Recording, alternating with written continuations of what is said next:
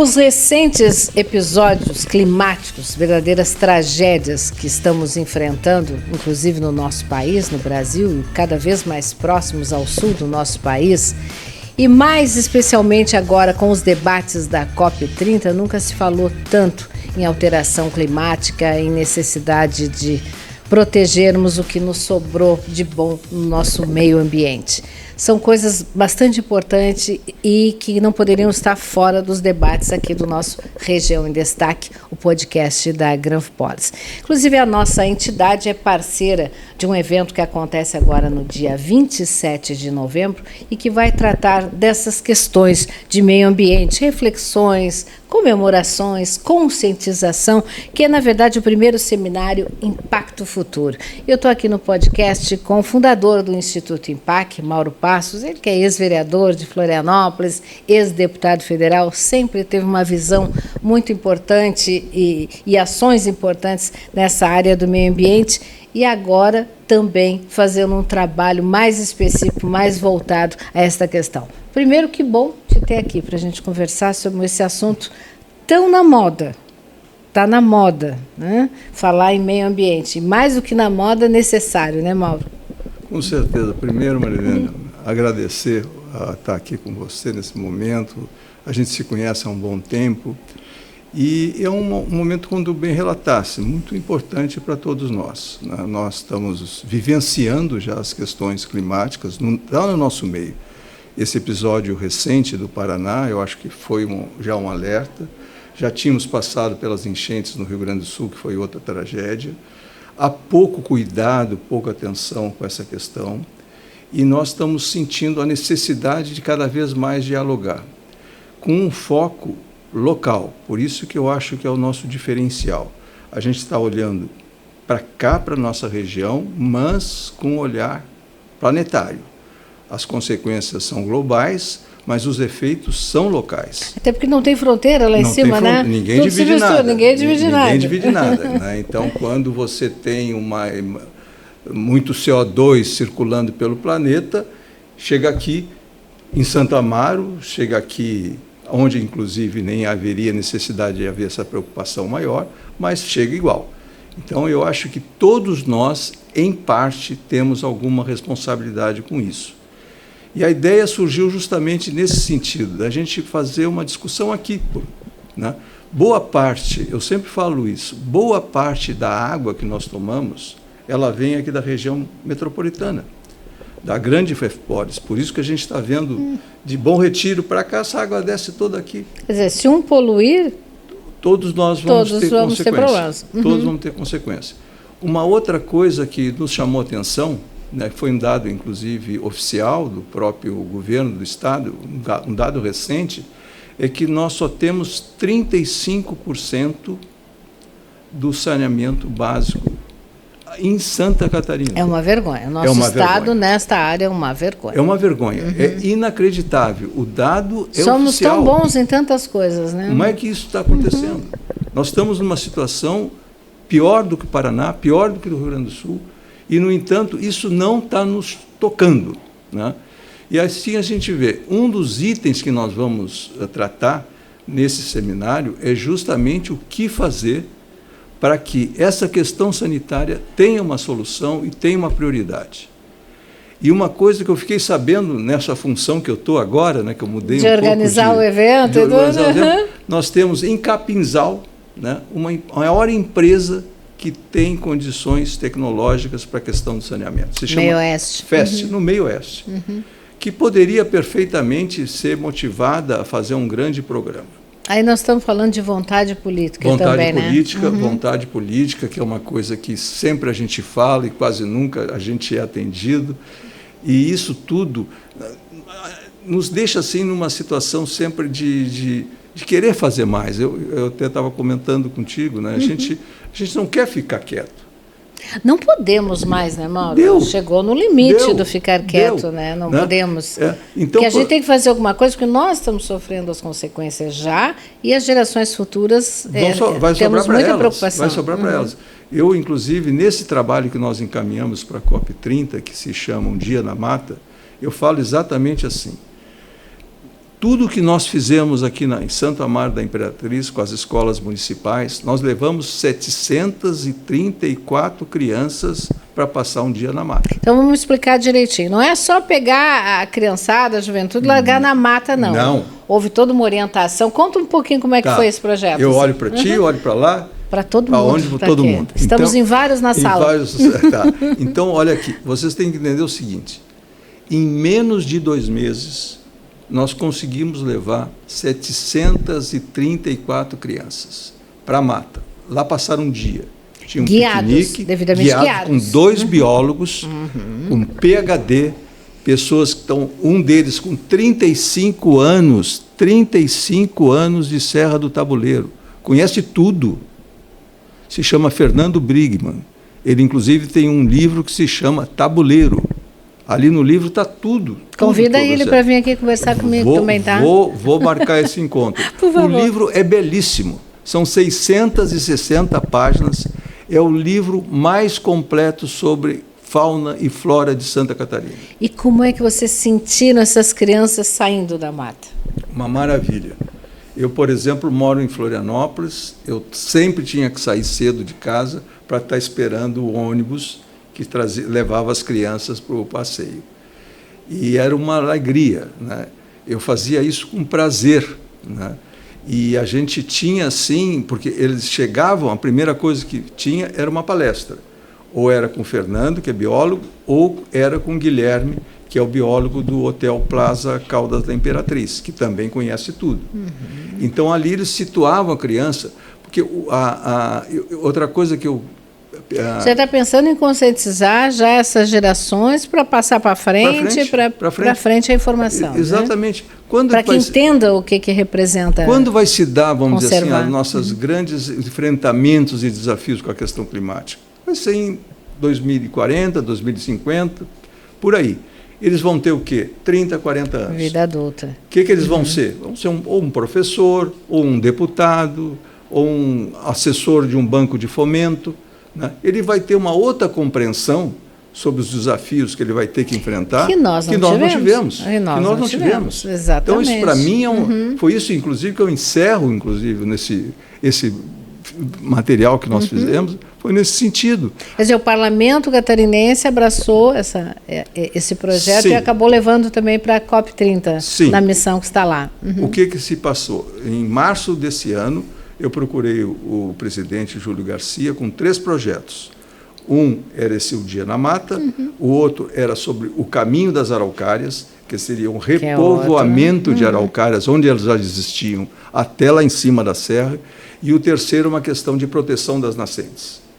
Desses 3, o que eu percebi é o seguinte: eu não teria tempo para fazer tudo isso. Tempo hábil. E nós combinamos, então, fazer Um Dia na Mata, que era mais fácil de implementar. Que bom, que orgulho. E em 50 dias a gente fez tudo. Que bom, tá lá sendo apresentado, né, e servindo de modelo. E foi exatamente essa empolgação em preparar gerações futuras te levou a preparar também este primeiro seminário, porque no seminário é outro público, mas que tem muito a contar, né, muita informação a dar. Eu fiquei sabendo que só nessa mata, que se chama Serra do Tabuleiro, a UFSC fez quase 200 trabalhos de pesquisa. Isso ninguém sabia. Fiquei sabendo. A academia ainda está tão fechada assim para a sociedade? O que acontece que a gente não fica sabendo? As pessoas, né, não dizem o que Uhum. fazem. Então, isso foi um trabalho do Fernando, que teve que coletar, desde 1991, professores e alunos de biologia usam a Serra do Tabuleiro para fazer as suas pesquisas. Tem que abrir isso para a Quase sociedade, né? Tem que abrir. Quase ninguém sabia. Atenção, academia. Não? Então, o que houve? A gente passou a ter muito material. E até por essa dificuldade que uma academia tem de se abrir, o seminário tem 2 momentos. O seminário dos 50 anos, está fazendo 50 anos a Serra do Tabuleiro, Parque Estadual. É por isso que eu ia dizer, comemoração, reflexão e conscientização, né? Perfeito. As 3 palavras definem o seminário. Exatamente. E na parte da tarde vai ser justamente esse olhar para o futuro, mostrando o que a academia pode contribuir, né? Na parte da manhã seria as crianças, as escolas municipais, o que a gente fez, um balanço disso tudo. E na parte da tarde nós estamos convidando os melhores professores da UFSC para vir conversar com a gente. E foi assim muito bem acolhido pela universidade. O seminário vai ser em Santo Amaro também, Santo Amaro da Imperatriz. Tudo vai ser aqui. Tudo? Tudo porque... Qual é o local lá? É no Hotel Plaza Caldas da Imperatriz. Tá. Dia é gratuito, 27... Gratuito? Gratuito, aberto ao público. No final do evento vai ter uma confraternização.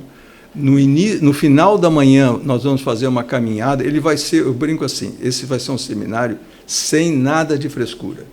Ele vai ser leve, lúdico, porque nós queremos, inclusive, que os participantes do seminário participem no final da manhã do mesma caminhada que os alunos fizeram. Uma vivência. Uma vivência, sentir o cheiro, sentir... Então, é gratuito, dia 27 agora de novembro, leve o tênis, um agasalho, né? É porque tem chovido repelente. Muito, né? Repelente é bom repelente. Também.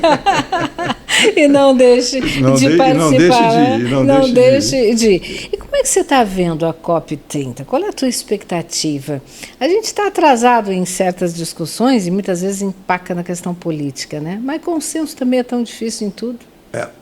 E na questão ambiental, como a COP30 são as regras estabelecidas, são de consenso, da busca pelo consenso, e nós temos hoje 194 países inscritos.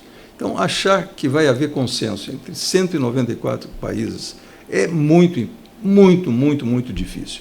Tem um outro agravante que vai prejudicar, obviamente, o resultado que sair de lá, que é a ausência dos Estados Unidos, que é um dos países que mais polui, né? Então, a ausência dele já é um sinal para alguma expectativa melhor. Mas até a gente conversou um pouquinho antes do programa sobre isso, né? O tema foi para a rua, né? Então está em todos os noticiários, mesmo os protestos, tudo isso chama atenção. Chama. Então, a questão ambiental é a pauta nossa nessas 2 semanas que vão passar. E tem que continuar. E o que se espera? Né? Assim, já me perguntaram, o que vai fazer o ano que vem? O ano que vem nós vamos fazer outra coisa, né? Talvez não seja as escolas, mas talvez seja o próprio empresariado de Santa Catarina.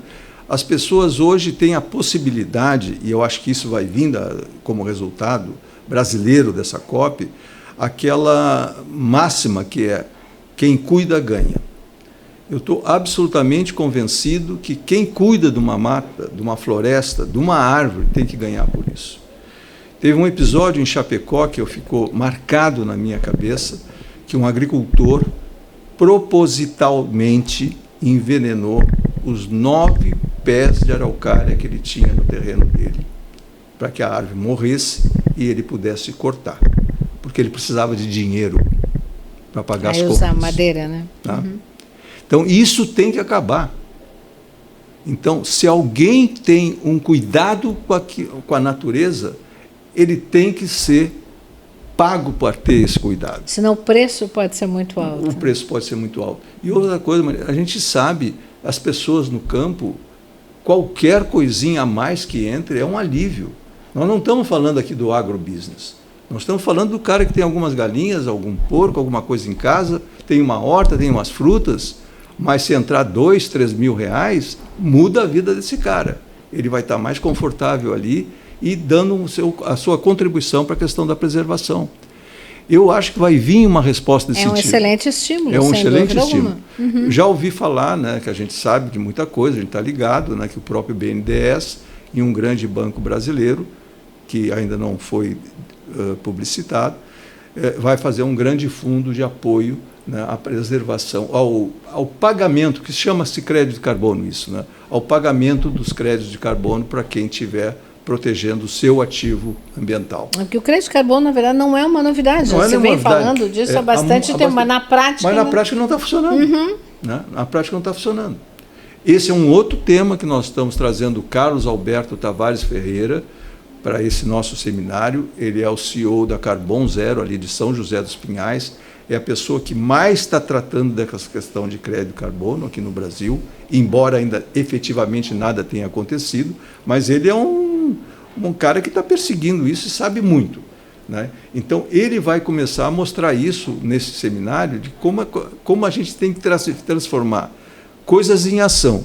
Eu acho que uma das coisas que eu saí satisfeito desse episódio de Um Dia na Mata, quando terminou, que foi dia 23 de setembro, eu tirei assim um peso de cima de mim, porque eu fiquei 50 dias com medo de perder uma criança no mato, com medo que ela caísse, com medo que o ônibus não chegasse. É uma responsabilidade tanto. Com medo que a chuva não desabasse. Mas a gente... A adrenalina virou endorfina, mas junto com isso uma emoção tamanha, né? Sim, tu fica a mil, né? Tu fica a mil. Né? Eu tenho uma foto do evento e eu ficava atrás da sala, quando estava falando os biólogos, as crianças aqui, eu sempre fiquei atrás. Manda para a gente que a gente quer editar e apresentar aqui vamos também, botar. Tá? Já mando, eu tenho aqui. Isso. E aí eu ficava fotografando. Outra coisa importante, todas as crianças, para estarem ali, foram autorizadas pelos pais, deu o grau de responsabilidade, e autorizadas para que as imagens pudessem ser usadas. Então, tudo isso a gente teve esse cuidado, né? Aí, quando tu vê uma pergunta que o biólogo levanta, vocês conhecem capivara? Aquela gurizada toda levantando a mão. Aquilo era uma coisa... Capivara está na moda, tá na moda. Né, até na Madre Benvenuta tem. Capivara está na moda. Tem gente querendo levar para casa, para criar em casa como pet. E tu sabe que a capivara é um problema? Porque ela não tem o predador. Também eu fiquei aprendendo, eu aprendi isso agora no na mata junto com as crianças. Na mata, não tem o predador mais. E ela é como um rato, né? É um rato. É um rato enorme. Enorme. É o maior rato que tem, também fiquei sabendo. E ela se procria com uma facilidade acho muito enorme. Bonitinha atravessando a rua, bem longe da minha casa. Vai criar um problema. Vai criar um problema sério. Com certeza. Sério. Paulo, faz então. Agora sim, olhando para cá. Para essa aqui? Convite, para essa aqui. Teu convite especial para todas as pessoas que estão nos assistindo para ir lá no seminário. Eu estou, assim, muito satisfeito de estar aqui, tá? Porque eu tenho, assim, uma vontade de que a questão da integração da região metropolitana seja uma coisa cada vez mais forte. Não só na questão ambiental, em tudo. No transporte, no tratamento do lixo, no esgoto, na água. A gente tem que estar integrado, porque senão não é uma região metropolitana. São interesses diversos numa região que nós somos todos vizinhos. E é assim que a gente tem que se olhar, né? Pensar no melhor para a região. E essa região tem muita coisa que ainda precisa ser feita.